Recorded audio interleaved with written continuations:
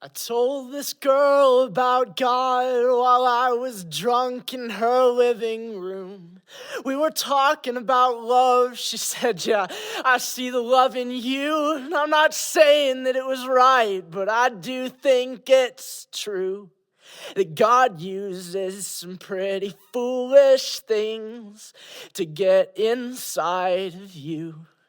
We had the most sporadic, passionate conversation about God, about what ails you, about the hallucinations that I had as a kid, about the family that she always wanted but never did, about the marriage that she wanted for her parents that spilt over into a broken childhood and fearful relationships. She said, God, I can't help it. She said, it's all that I've known. She said, all I want is a hand to hold on to, and I'm scared of being alone. And I didn't tell her not to cry.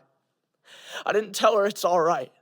I didn't try to search for words that answers to questions that she has left inside. I just sat with her inside the silence of the night, sparked up another cigarette and offered her a light, because sometimes you don't want the answers, the input, the wrong or right. You just want somebody to zip their lip and sit with you and sympathize. But I think it's that thought sitting in your car in the cold, sharing winter coat pockets with the hands of a person you don't know. And if ever your eyes didn't lie, I can look into your soul, as that sadness all comes out in the freezing truth of the snow. But a good friend once said, it's hard to live with the dead and not end up dead, and especially once you shared the same bed. Well, Mom, I didn't mean to hurt you. I just left, but you can rest assured I got a lot of regrets, and there's something deeper seated that I'm trying to forget, but I have not found that yet. I'm returning to the arms of a lesser love. Nothing good ever happens after midnight. Well, God above, she was right. We packed away your past into boxes, and all of the little foxes slipped through my grasp, singing your heartbeats so fast on top of me. Awkwardly, this forward behavior is shocking me, and I wonder if this is meant to last. But I found that dead rat in the parking lot, stapled it to the wall, singing he loves me. He loves me not.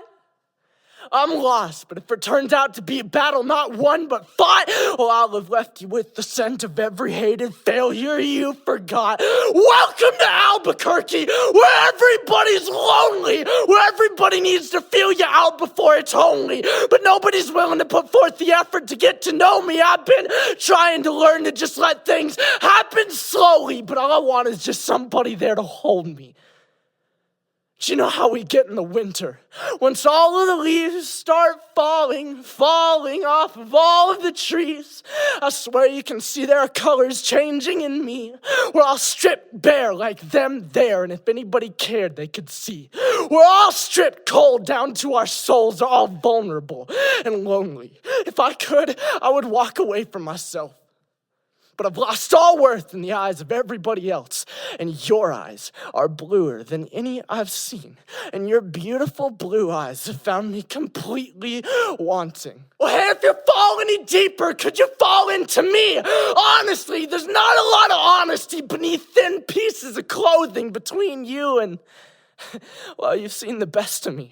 The worst is yet to come, but when I come, you'll find your monsters penetrating deep inside and in between that innocence you stole and the tip of my tongue. Help me find my body. I've lost it in your hands, but my worth cannot be measured in your eyes because they're dead. And if you magnify that death, well, that's your life. How can someone so beautiful be so dead inside? If you magnify that death, well, that's your eyes. How can eyes so blue be so dead inside? Merry Christmas, darling. I wrote to tell you that concrete factory turns into a city of lights at night, and if you wait for it, just wait for it. You can see it happen just after the sun goes out of the sky. I pray earnestly in the mornings, and at night my sight blurs as black as your eyes did. The last time I tried to tell you I loved you, and I was happy that you were mine. I don't tell you so soon, but I haven't been kissed in so long. And that night altered the very course that we walk on. 5 years later, I'm still singing the same songs, listening to ISIS. It became the theme song for my life because life didn't used to be like this. I write to stay alive, and December 25th, 2005 is the day that I died. Started taping back my eyes, pumping my lungs with fake air and good highs, and absorbing you night after night. Smiling like I believe you when you tell me I'm priceless, but you lie. I can see it in your eyes. I can see what you're thinking as you pour me another shot of whiskey. Keep drinking. Go ahead, girl. It's fine. I can buy your love for $14.95. But I wept red! I wept red for you! I gave you everything! And now I got letters marked Virginia written on loose leaf sheets, empty paragraphs from my mother, written in red ink about how she's so proud of me. Her little bird with her big wings, her clipped wings, her newspaper clippings with pictures of butterflies. Pretty things that she's been pasting to her journals to remind her that she's not beyond saving. Don't be the gold ring in the pig's snout. And be sure to write if you ever need us to help you out. I put this journal away for so long, tried to wrap my head around those years, those eggshells that I stomped on. Let's get something perfectly clear. There's nothing left to uncover. There's nothing left to bury here. I write to stay alive. Lust without love is brutality personified. Whatever you were looking for at that point in time was never me, and you were never mine. See, it's getting warmer back home, and I know you're getting colder all alone. I can't figure out if you're lonelier when I'm here or when I'm on my own. It's amazing how quickly a beating heart can turn to stone, and out of its overflow becomes, well, what overflow, you know? Now, those years pass by as quickly as the pages that I flipped through. And I'll always deny it, but every now and then, I miss you. No one's eyes speak to me like yours do. I don't have the wrongs or rights. I used to adore you. Now, it's all I can do to forgive you. So September sometime, 2009, this girl and I talked a lot about life. She said, see, last July, I found this diary of mine, and I plan to keep all of it locked up behind closed doors. But I don't know anymore. I just don't want to face this alone anymore. Can I tell you what's on my mind? It was a sporadic conversation, a passionate conversation, don't interrupt and I'll try to tell you what happened conversation. It was a secret, I'm going to take my chances conversation. It was a look, I don't have all of the answers conversation, and I didn't tell her not to cry. I didn't tell her it'd all be fine.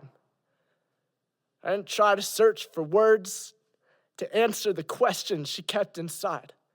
I just sat with her beneath the silhouettes against the sky, sparked up another cigarette and watched the smoke rise, because sometimes you don't want the input, the wrong or right.